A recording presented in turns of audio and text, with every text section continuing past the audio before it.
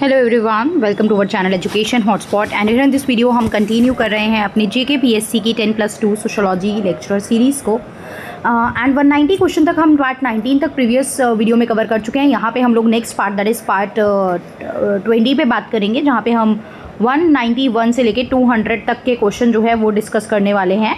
अब आप लोगों ने कहा था एनवायरनमेंट, सोसाइटी, हेल्थ, सैनिटेशन, तो यहाँ मिसलेनियस क्वेश्चन रहेंगे। कुछ क्वेश्चन बहुत ही इजी रहेंगे। इजी से मेरा मतलब है फैक्चुअल। हो सकता है आपको आते हो सकता है आपको ना भी आते हो, बट बहुत सारे एग्जाम में आपको पता है फैक्ट से रिलेटेड क्वेश्चन आते हैं। इसका ईयर क्या है, ये कब इनेक्टमेंट में आया, इससे रिलेटेड कौन पर्सन है। तो अभी आने वाले 3 से 4 से 5 वीडियोज़ में हम इसी तरीके के क्वेश्चन पे बात करेंगे। जो वीडियो ज़्यादा फैक्चुअल होंगी, जो क्वेश्चन ज़्यादा फैक्चुअल होंगे, उसको मैं थोड़ा जल्दी कवर अप करा दूँगी। उसके आंसर पर हम ज़्यादा डिस्कशन नहीं करेंगे, सो दैट आपका ज़्यादा टाइम सेव ना हो, आप लोग कम टाइम में ज़्यादा से ज़्यादा MCQs कवर कर सको। वीडियो प्लेलिस्ट में ऐड हो जाएगी। कंप्लीट प्लेलिस्ट अवेलेबल है। सारी वीडियोस की अब तक जितनी भी प्रीवियस वीडियो हमने करी है उनकी PDF मैंने एजुकेशन हॉटस्पॉट के टेलीग्राम ग्रुप पे भेज दी है। तो इफ़ यू वांट ये सारी PDF आप लोग देखना चाहते हैं, देखिए वीडियो दोबारा देखने का कोई फ़ायदा नहीं है। एक बार आप लोग वीडियो प्लेलिस्ट देख चुके हैं तो आप जाइए और टेलीग्राम से सारी PDF रीड कर लीजिएगा एग्जाम से पहले रिवीजन के लिए, राइट। तो टेलीग्राम एजुकेशन हॉटस्पॉट चैनल को ज्वाइन कीजिए, वहाँ से सारी PDF डाउनलोड कर लीजिए। तो आज का पहला क्वेश्चन है, अंडर विच पॉलिसी स्कीम हर घर जल इंक्लूड। अब आंसर तो खैर आपको दिख ही रहा है, हर घर जल होना चाहिए। ये जो इंक्लूड, ये जो थीम थी, ये कौन सी स्कीम की थी, राइट। तो ये जल जीवन मिशन की बात है। फैक्चुअल क्वेश्चन है, ज़्यादा टाइम नहीं लगा रही हूँ। जल जीवन मिशन के अंदर ये बात की गई थी कि हर घर तक हमें जल पहुँचाना है। फिर नमामि गंगे प्रोग्राम जो है, नमामि गंगे प्रोग्राम जो है उसको लॉन्च किया गया था for which purpose. Namami Gange, Gange समझ में आ रहा है, तो ये जो है ये किसके रिगार्डिंग है, ये गंगा को क्लीन करने के रिगार्डिंग है। ऑप्शन देखिए, वैसे तो ऑप्शन बहुत ज़्यादा वेग ऑप्शन है, ऐसे ऑप्शन नहीं आएंगे, ऑप्शन काफ़ी हद तक सिमिलर आएंगे। ये ऑप्शन ही बहुत, इस ऑप्शन से आप इजीली गेस कर सकते हो, बट ठीक है, मेरा पर्पज़ यहाँ पे ये है कि आप लोग थोड़ा सा इस टॉपिक के बारे में समझ पाएँ, राइट। वैसे तो इस ऑप्शन से हम सीधा पता लगा पा रहे हैं यही आंसर है, क्योंकि ये सब तो फालतू के ऑप्शन दिए हुए हैं यहाँ पे, बट ऐसा एग्जाम में नहीं आता है। एग्जाम में कुछ हद तक सिमिलर और रिलेटेड ऑप्शन हमें देखने को मिलते हैं। तो ये it is launch for conservation, protection and rejuvenation of the Ganga river. इसको हमने लॉन्च किया था नमामि गंगे को 2014 में, जिसका तब हमारा पर्पस था हमें गंगा नदी को क्लीन करना और उसकी ट्रिब्यूटरीज को क्लीन करना है। तो national mission for clean Ganga के अंडर इसको आया था। और ये मिनिस्ट्री, ये पूछ सकते हैं कौन सी मिनिस्ट्री इसके साथ डील करती है, तो मिनिस्ट्री ऑफ जल शक्ति is the ministry, right. Ministry of जल शक्ति इज़ द मिनिस्ट्री जिसके अंडर ये नमामि गंगे प्रोग्राम जाता है for the conservation, protection and rejuvenation of Ganga river and it's tributary. 2014 में लॉन्च किया गया था एंड मिनिस्ट्री ऑफ जल शक्ति के अंडर ये जाता है। उसके बाद जो स्वच्छ भारत मिशन 2014 में आया था, राइट। स्वच्छ भारत मिशन 2014, ये एक्सप्लेनेशन लिखी हुई है। स्वच्छ, नेक्स्ट क्वेश्चन देखते हैं।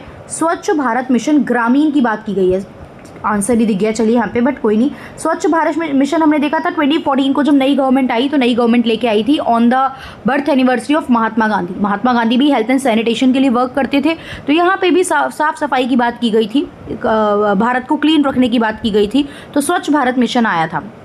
अब यहाँ पे स्वच्छ भारत मिशन जो ग्रामीण बात है, what was original target to declare India as open defecation free. Open defecation free मतलब क्या था, हर घर में टॉयलेट प्रोवाइड कराएंगे ताकि जो लोग खुले में टॉयलेट जाते हैं वो चीज़ ना हो।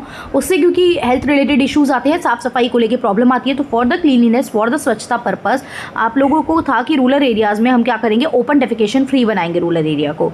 तो अगर हम बात करें ये मिशन जो ग्रामीण एरिया में है, कौन सा टारगेट ईयर था कि हम पूरा कंप्लीटली ओपन डेफिकेशन फ्री कर देंगे। So the target year is 2019 और माना जा रहा है हमने ये चीज़ अचीव भी कर ली है। What is the purpose of Atal mission for rejuvenation of the urban transformation. Urban transformation की बात है, 2.0 पूछ रहा है ये, अमृत फर्स्ट नहीं पूछ रहा, अमृत 2.0 जो आया। अब 2.0 जो आता है वो कुछ फर्दर जो पुराना था उसमें कुछ और गोल्स और स्पेसिफिकेशन और पर्पस को लेके आता है अचीव करने के लिए। तो सबसे पहले अमृत की फुल फॉर्म याद कर लीजिए, हो सकता है एग्जाम में अमृत की फुल फॉर्म ही पूछ ले। आप लोग मतलब देख के जा रहे हैं यहाँ पे ये ऑप्शन और वहाँ पे आपसे पूछ ले, और आपको पता है जब फुल फॉर्म पूछता है तो सारे ऑप्शन सिमिलर ही लग रहे होते हैं हमें। तो A is Atal, M is mission, Atal mission for rejuvenation of urban transformation. शहरों को ट्रांसफॉर्म करने की बात यहाँ पे की जा रही है। ये अमृत 2.0 जो है वो 2021 में आया था, जो कंप्लीट बात करता था कि आपको क्या करना है, अर्बन एरियाज़ में वाटर सप्लाई करना है। अर्बन एरिया में आपको क्या करना है, देखिए ये तो हो ही नहीं सकता, आपने रूरल एरियाज़ लिख दिया। अब इन ऑप्शन में से आपको देखना है to provide every household in urban area with a tap water supply and sewerage connection. सबके यहाँ नलों में पानी आए और सबके यहाँ पे सीवर कनेक्शन होना चाहिए। ये मिशन 2.0 का हमारा गोल था कि हमें अर्बन एरिया को ट्रांसफॉर्म करना है। तो ये बेसिक फैसिलिटी है about the cleanliness and the availability of water, वो चीज़ सबके पास होनी चाहिए। क्लियर? तो ये अमृत 2.0 का मेन ऑब्जेक्टिव था। नेक्स्ट क्वेश्चन देखते हैं। इतना ही ज़रूरी है, तो जितना ज़रूरी है उतनी चीज़ें मैं आपको बता के चल रही हूँ, अननेसेसरी वीडियो को स्ट्रेच नहीं करेंगे। What is the key focus of स्वच्छ भारत मिशन का फेज़ 2? स्वच्छ भारत मिशन पता है 2014 में आया था, क्लीनलीनेस के रिगार्डिंग आया था, दिस एंड दैट। अब यहाँ पे पूछ रहा है उसके फेज़ 2 का क्या ऑब्जेक्टिव था मेजर। तो फेज़ 2 जो था वो 2020 में आया था। फेज़ 2 2020 में आया था। फेज़ 1 का तो फोकस था कि आपको एलिमिनेट करना है ओपन डेफिकेशन, आपको जो होता है वो पूरा एलिमिनेट करना है। हमने देखा था ना, टारगेट ईयर भी 2019 रखा गया था ग्रामीण एरिया में, तो माना गया, वो तो हमने अचीव कर लिया। फिर 2.0 आया जिसमें ये बोला कि एक तो ओपन डेफिकेशन जो फ्री हुआ है वो सस्टेनेबिलिटी रहे, ऐसा ना हो अभी फ्री हो गया फिर दोबारा से लोग ओपन डेफिकेशन वाले प्रोसेस पे दोबारा आ जाएँ। तो जो ओपन डेफिकेशन फ्री स्टेटस मिला है उसको कंटिन्यूटी में रखो। और waste management was the key thing जिस पे फोकस किया गया कि आप वेस्ट डिस्पोजल या मैनेजमेंट कैसे करोगे वेस्ट का। तो क्या पर्पस था इसका? Solid and liquid waste management. Clear? तो वेस्ट मैनेजमेंट, अगर पूरा कहानी नहीं भी लिखी होगी तो आपका मेन कीवर्ड है वेस्ट मैनेजमेंट। क्लियर? आगे बढ़ते हैं। 196 सोल्यूशन यहाँ मेंशन है। 196 the primary goal of Ayushman Bharat scheme. Ayushman Bharat scheme जो है ये एक हेल्थ से रिलेटेड स्कीम है और एक तरीके से ये एक हेल्थ इंश्योरेंस है जो सरकार प्रोवाइड कर रही है आपको। ये एक आयुष्मान मतलब क्या होता है? Long life, long life. तो आयुष्मान भारत मतलब क्या है? Long life India. और लॉन्ग लाइफ इंडिया मतलब इंडिया के सिटीजन की बात कर रहे हैं। ये गवर्नमेंट का एक प्रोग्राम है, ये कोई प्राइवेट इंश्योरेंस कंपनी नहीं आपको इंश्योरेंस प्रोवाइड कर रही है, ये गवर्नमेंट का एक प्रोग्राम है, राइट, जो कि 2018 में लॉन्च किया गया था, जिससे हम लोगों को हेल्थ केयर फैसिलिटीज़ प्रोवाइड कर पाएँ, राइट। मतलब उनके लिए हेल्थ की जो हेल्थ केयर है, जो हेल्थ फैसिलिटीज़ हैं वो रीचेबल हो, मतलब वो उसको अफोर्ड कर पाएँ, एक्सेसिबल हो, अफोर्डेबल हो और क्वालिटी हेल्थ केयर मिले फॉर द पीपल जो इकोनॉमिकली वीकर हैं, जो अफोर्ड नहीं कर सकते, उनको भी ये चीज़ें मिले। अराउंड 5 लाख पर मेंबर तक का ये कवरेज देती है। 5 लाख पर मेंबर आयुष्मान भारत कार्ड बनता है, उसके अकॉर्डिंग आपको 5 लाख तक का कवरेज जो है वो मिलता है। तो अब पूछा जाए प्राइमरी गोल क्या है इसका, तो क्या यूनिवर्सल इम्यूनाइजेशन है, वैक्सीन लगवाना है? नहीं। मैटरनिटी बेनिफिट की बात कर रहा है? नहीं। सैनिटेशन की बात नहीं कर रहा है, ये हेल्थ इंश्योरेंस है एक तरीके का यूनिवर्सल लेवल पे, राइट। तो ये सोल्यूशन यहाँ है। 197 फैक्चुअल क्वेश्चन है, इसमें तो कुछ कहानी ही नहीं है। एयर प्रिवेंशन और आपका air prevention and control of population act कब आया था? 1981 में आया था। 1981 में आया था। The WHO definition of health, world health organization जो है वो हेल्थ के बारे में क्या बोलता है? What is health?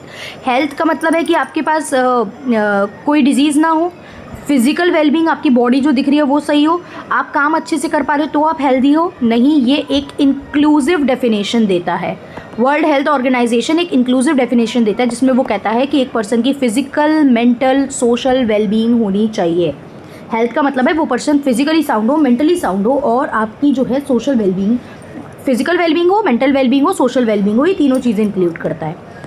Next question, the term एथ्रोपोसेन, सीधा सीधा मतलब देख लेते हैं। हो सकता है काफ़ी बच्चों ने न्यू सुना हो ये वर्ड, बट इस तरीके की कुछ चीज़ें पूछ लेते हैं और अगर सुनी होंगी तो एग्जाम में आंसर कर दोगे, नहीं सुनी तो फिर बेमतलब में क्वेश्चन गलत हो जाएगा, राइट। तो ये सिस्टम ये सीधा सीधा कहता है कि एज ऑफ ह्यूमन जो है वो impact on earth ecosystem, right. Human की एज का इम्पैक्ट अर्थ के इकोसिस्टम पे कैसे पड़ता है, राइट। इकोसिस्टम क्या होता है ये आपको पता है, एनवायरनमेंट एंड इकोसिस्टम की बात की जाती है तो अर्थ के इकोसिस्टम पे वो किस तरीके से ह्यूमन की एज जो है वो इम्पैक्ट डालती है, वो एंथ्रोपोसेन है। डिटेल में नहीं जाननी, कहानी नहीं जाननी, क्योंकि हमें इकोसिस्टम पे PhD नहीं करनी है। रेचल कार्सन की फेमस बुक साइलेंट स्प्रिंग जो है, अब एक तो चीज़ यहाँ से ये याद हो गई कि साइलेंट स्प्रिंग बुक जो है वो किसकी है? रेचल कार्सन की बुक एंड ऑथर से क्वेश्चन आते हैं। एनवायरनमेंट रिलेटेड बुक है तो बिल्कुल पूछ सकता है, एनवायरनमेंट एंड सोसाइटी हमारी यूनिट जो है सिलेबस में है। तो silent spring book is by Rachel Carson. अब वो पूछ रहा है वो किस चीज़ के डेंजर की बात कर रही है बुक, तो वो जो बुक है वो उसका जो मेजर थीम है वो है about the dangers that is due to the pesticide and chemical pollution. तो ये जो है वो पेस्टिसाइड और केमिकल पोल्यूशन की बात करती है। क्या बुक? Silent spring. किसने लिखी है? रेचल कार्सन ने। क्लियर। तो ये 191 से लेके 200 तक हमने क्वेश्चन कर लिए। इसी तरीके के और क्वेश्चन अभी हम कुछ और 2-4 वीडियो में कवर करेंगे। फिर हम लोग Indian society, Indian social structure, कुछ रिसर्च मेथडोलॉजीज़ के क्वेश्चन, कुछ थिंकर बेस्ड क्वेश्चन भी अगर आपको चाहिए then do let me know in the comment box. I try कि मैं आपको थिंकर बेस्ड क्वेश्चन की भी रिवीजन करा सकूँ। बाकी आप लोगों के अकॉर्डिंग ही मैं चल रही हूँ। जो भी अब लास्ट मोमेंट पे आपके डाउट आ रहे हैं, आप लोग जो यूनिट मेंशन कर रहे हो, आप लोग जो टॉपिक बता रहे हो, मैं उसी के एमसीक्यू दे रही हूँ, सो दैट आप लोगों की रिवीजन, जो भी 5, 10, 15 बच्चे इस वीडियो को देख रहे हैं, उनको एग्जाम में हेल्प मिल सके। उनको जिन टॉपिक्स में डाउट है, उनको जिन चीज़ों में ज़्यादा रिवीजन की ज़रूरत है, मैं वो कंटेंट आप तक डिलीवर कर पाऊँ। Okay, so that's all. मिलते हैं नेक्स्ट वीडियो में with the further topic. Thank you everyone.